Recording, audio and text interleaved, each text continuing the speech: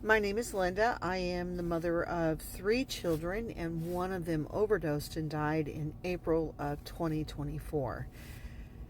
Some say that it's your greatest nightmare when you lose a child, and the other one is losing a spouse. Those are supposed to be some of the two most difficult losses. But grief in itself is a journey that you go on, and it's a journey for people that it's a journey for people of healing and rediscovery and growth and all that stuff. But it's a scary place to go because in that journey of grief, you reflect a lot about yourself. It's a lot of your own personal inventory. People say that when you die that your life flashes before your eyes. When you love someone and they die, their life and your relationship flashes before your eyes. So you spend a lot of time really reflecting on the relationship, the good, the bad, the ugly, the things that only you and them knew, and every little minute detail of it, every single time that they smiled at you, or every time that you had the chance to hug them or say you love them and you didn't do it. All the things that went right in your relationship, all the things that went wrong, all the things in your relationship that was unique and made your relationship beautiful, and all the things that made it a complete nightmare. You do a lot of reflecting on that journey, and during the reflection, you start diving into the deeper, darker parts of grief. You run across emotions that you don't talk about when you bury somebody. You don't talk about them over the coffin. You talk about your anger. You deal with that anger. You deal with the resentment, the grief that you have, the regret that you have, the guilt that you have. You feel those feelings. You are aware of those feelings. The memories replay in your head about all the things you could have done different, but you didn't. All the opportunities you wasted and all the opportunities that you grabbed a hold of. But you go through those feelings. And when you're in the process of those feelings, you are living right in the middle of that grief. And it looks messy to the outsider. It makes it hard to talk about because it's not something that you think you can share.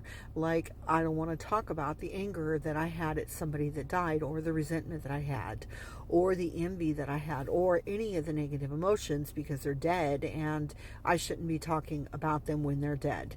So you have this guilt if you talk about it. So you can move forward and act like nothing is there, act like it's all roses and well and wonderful, and never reflect and deal with some of the negative emotions that have resulted as a result of that relationship. Or you can learn to work through them, you can feel them, you can talk about them, and you can process them and move past them. And a lot of times when people get into grief becomes a very tricky place because, as I mentioned, it's a dark, scary place. And sometimes we find creative ways to kind of cope with it or avoid it. And some of the ways that we try to avoid it is by drinking that glass of wine just to knock the edge off, by smoking, maybe by getting super busy, maybe by just pretending and tuning it out and going into complete denial that you even have any of those feelings at all, and just shutting yourself off to the entire experience. Some of the ways too is that we lie to ourselves. We tell ourselves something that was something and it wasn't, even though we really know it was bad.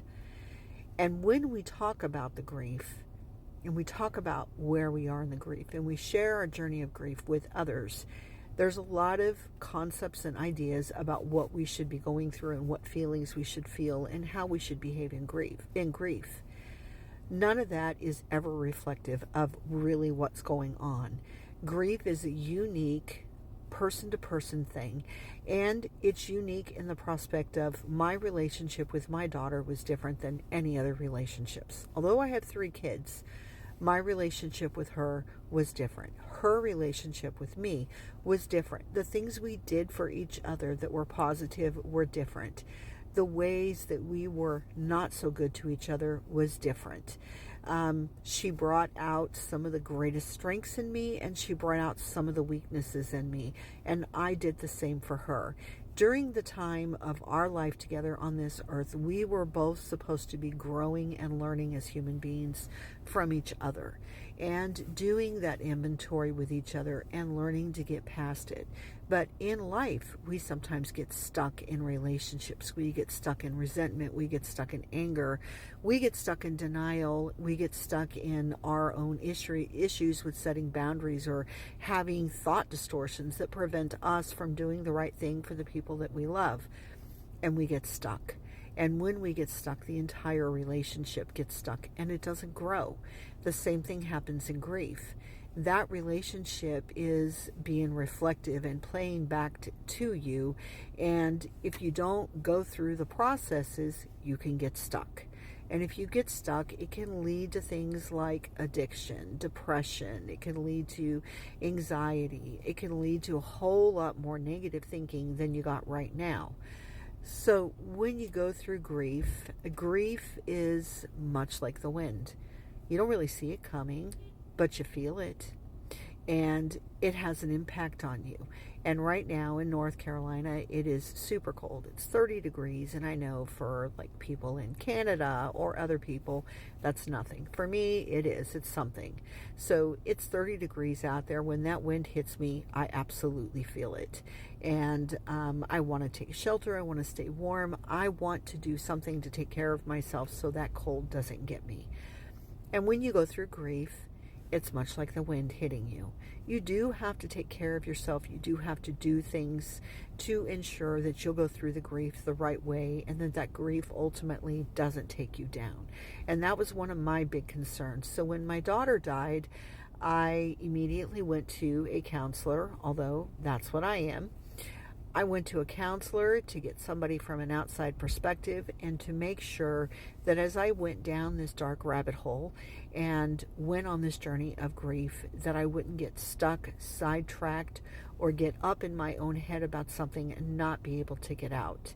So in 8 months' time, with a lot of support and a lot of help from many people, including a therapist, I have been able to get through a lot of the grief and get through a lot of those emotions that nobody wants to talk about. And see, that's another problem that comes up with grief, is that we somehow know it's taboo. Like, we can't talk about the negative things that we felt. We can't talk about the negative thoughts that we had.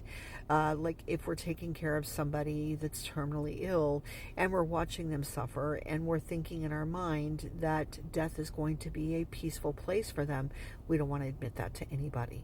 And that's a place that stays unchecked inside of us. That's a place that we're not processing and we're not able to get past and get the blessings on the other side of that and get the goodness from coming through that journey. It could be like in my case, I have a daughter that was in late stage addiction, and who she was in the late stage of addiction and who she was in her life overall were two different people. My daughter in the late stage of addiction was totally different, and it was a very challenging experience for all of us. And for me to come out and say all the negative things that I felt and all the thoughts that I had about dealing with that late stage of addiction, it didn't bring as much taboo as I thought, but it did bring me taboo. There were some people that just didn't like me dealing with it. But it wasn't a place that I was supposed to stay or live. It was only a place I was supposed to pass through. So I had brave souls in my life that knew I was going to pass through, and they encouraged me to keep on going. Me, myself, I understood that I was going to a dark place, and I understood that I needed to surround myself with support, and I needed to take care of myself to the best of my ability until I got through the other side. So grief is something you go through. It is not a resting place. It's not a place where you take up a house and you just live there forever. And it's a part of learning to let go and just carry the loss of the person you love with you until the day you die.